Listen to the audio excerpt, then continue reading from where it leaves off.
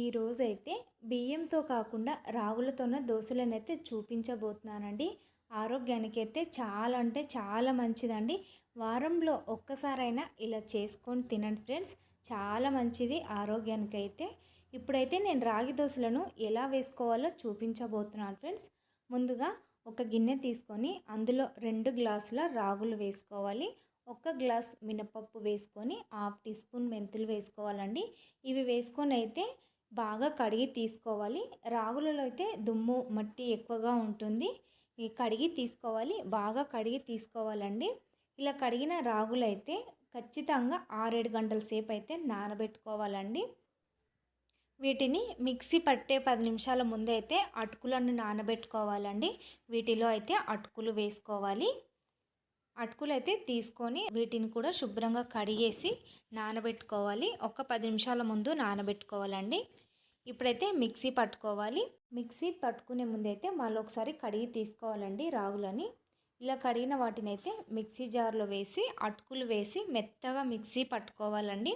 మన దోసపిండి ఏ విధంగా అయితే ఉంటుందో అలా మెత్తగా మిక్సీ పట్టుకోవాలండి.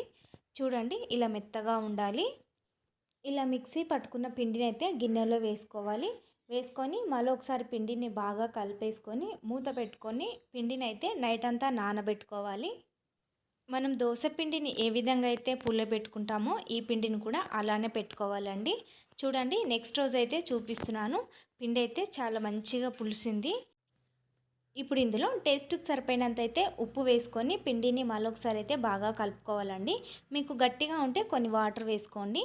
దోశ ఏ విధంగా వేసుకుంటామో పిండిని అయితే ఆ విధంగా రెడీ చేసి పెట్టుకోవాలి. తర్వాత స్టవ్ ఆన్ చేసుకొని పెన్నం బాగా వేడైన తర్వాత నూనె రుద్దుకోవాలండి.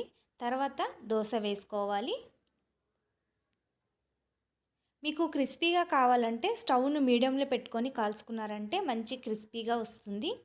చూడండి దోశ అయితే కొద్దిగా కాలిన తర్వాత నూనె వేసుకొని అయితే తిప్పేసుకోవాలండి. ఇలా 2 వైపులు అయితే దోశను కాల్చుకోవాలండి. అంతేనండి, హెల్తీగా రాగి దోశలు అయితే రెడీ అయిపోయినాయి ఫ్రెండ్స్.